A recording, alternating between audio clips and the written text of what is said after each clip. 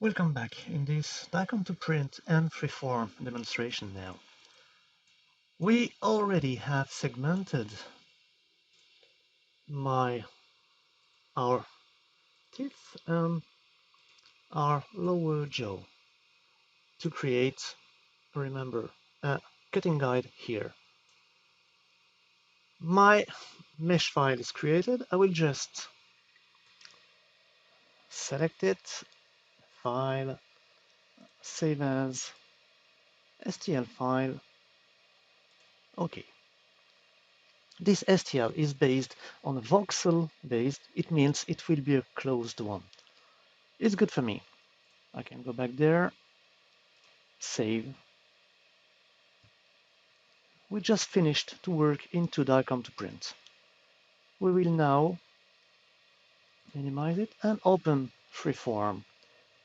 And now in freeform, I will just import a model who will be my lower jaw. It's in my Dicom to print software. Import. I will just remove the mouse. Good. This is my Dicom to print geometry. I will import it as a mesh to not change my main primary object. Apply. Here it is. This is my jaw.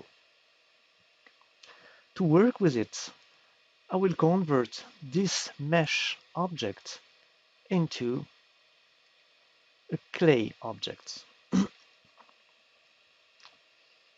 I will choose the level of details. I will choose for a nice one. Custom, let's say 0.2 to start. It will be enough for the demonstration. And apply. I will now have in freeform two objects, my mesh one, who is the master object, and my jaw, who will be my working object. Here it is. Let's say we will have to cut the jaw between, I think, 6 and 7 here. The first thing to do will be to choose the cutting direction.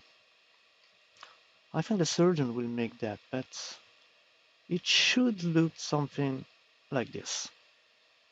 What I will do is creating a plane and ask freeform to align the plane in parallel to my view. As you can see, it's not bad at all. And now I will work and draw in my plane the cutting guide.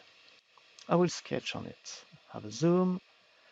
To be sure I will follow the teeth canal, I will ask for transparency on my object. Keyboard shortcut is D for transparency. Here it is. I need to get here. I will zoom in and just create a line will represent my cutting guide. Yes, I can move it a little if needed, but it's not so bad. Okay, now I will remove the transparency because I need to add this contour to be sure my cutting guide will not be on those parts. I will now draw one curve on the bottom of the mandible just to give me the limit. Same thing on the top of it. I don't need to go more than this. And I think I will have to avoid this area. I will just draw one here to close my line. S to select. I can change the continuity in the direction. And if I go there, you see the other line became in green. It means I'm in a perfect continuity here. Let's make the same there. Good. Now I need to have a thickness here for the final cutting guide to be strong enough. I think 5 millimeter, maybe 6 millimeters is the good value. Maybe too big. Control Z. Let's ask for an offset of 5 millimeters. can be good. I will now draw a line from here to here because I need to be a little bigger than the, oh, even like this to be good. And a line from, let's say, here to here. Now I will remove, just for this rectangular part, everything, every unneeded area. This one, this one, this small one, this small one. Good. It turns, oh no, Control Z. This one, this one. I will just draw a small line here because I will need this curve after. So I don't want to remove totally yet. If I make this, okay, I still have my curve. Okay, the area is blue. It means it's a closed area. I will be able to work with it. But I will have some sharp edges there who are not well asked for that.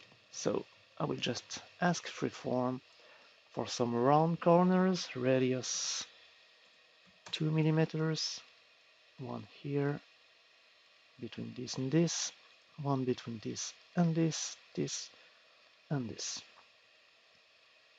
Perfect. I will now use my extrusion tool to say, okay, let me take this profile. Next. I don't want to go on the opposite side. I just need to go somewhere, let's say, somewhere here, a little more. And here I will go in contact with my object. I know I have 7. I need at least 5 millimeters. Okay, I can ask for 12. No, 12. Good, perfect. Now I will ask freeform to create a new object here, but not combined to this. I will create a new object based on the same clay coarseness and extrude. This is my new object. This is the cutting guide part. I will just rename it as cutting guide. This is the part where the saw will be placed to follow the line. I will go back to sketch on it to create the main support on it, to put the screw on it and be fixed on my jaw. Let's sketch on. I need again to have a closed profile. I will just draw a small line from here to here, and here I will just adjust oops, this. It's blue. My profile here is blue. I will use it now to ask freeform to create an offset on the bone with a constant thickness. For that, I will first activate my bone and I will duplicate all the parts I need. To make this, because I'm working with clay, there is no surface, no polygons, no curves. It's digital clay. I can just create a window and say, okay, let me choose all this area. And because it's a 3D Windows, I will select everything into this window. And now a simple copy. It's copying all the green area and passed as a new piece. It means when I will hide this one, I will work only with this part. It's enough for me. I will now ask freeform not to extrude like we made the first time, but to emboss by projecting this profile, the inside of the profile, on this object with a constant, let's say 2.5 millimeters thickness. I will be normal on the plane, no fall of angles, and let's say arise from it. Here it is. It's very rough, but it can be good, I think. We will smooth it after. Perfect. Now to just keep this off. No, it's too rough.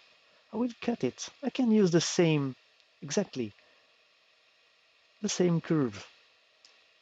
Next, to say, okay, I will not create a new object. I will just remove everything with outside of my curve. Good.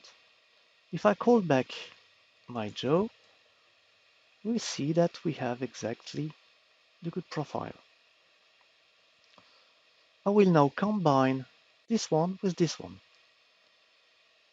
Select my piece, make a Boolean operation, combine into my cutting guide. I have only one object. I will now make some smoothing on it. I can hide the plane. I don't need it. Take a big tool,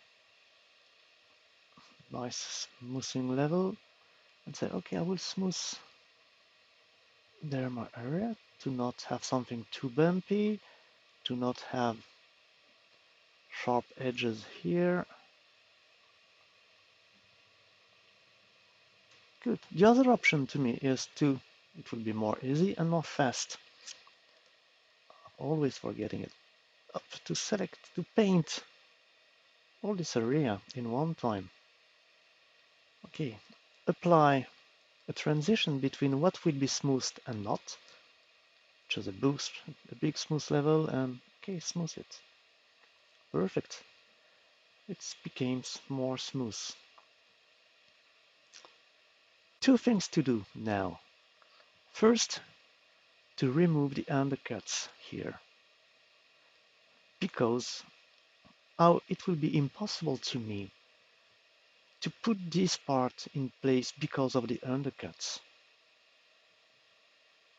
Two options. The first one is the easiest one. The surgeon will use this direction to put the cutting guide in place. So the undercuts may fit with this direction. The other option is the surgeon will choose another direction, who can be this one, to put it in place. If it's the case, I will just create a new plane, this one, align it with the view. I will just rename it. It will be the pull direction.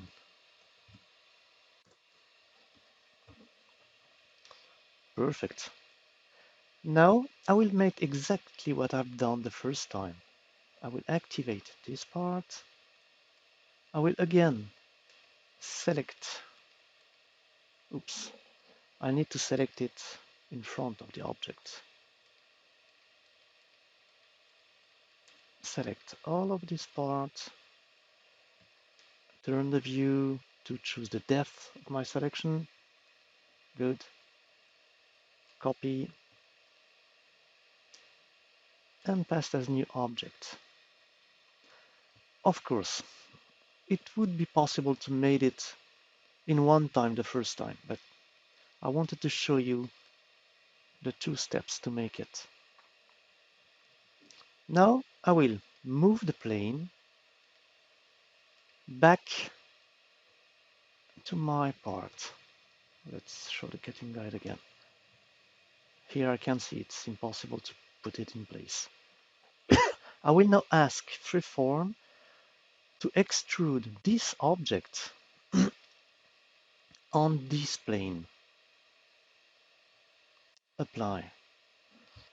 Freeform is now creating the clay perpendicular to this plane, so exactly following the pulling direction.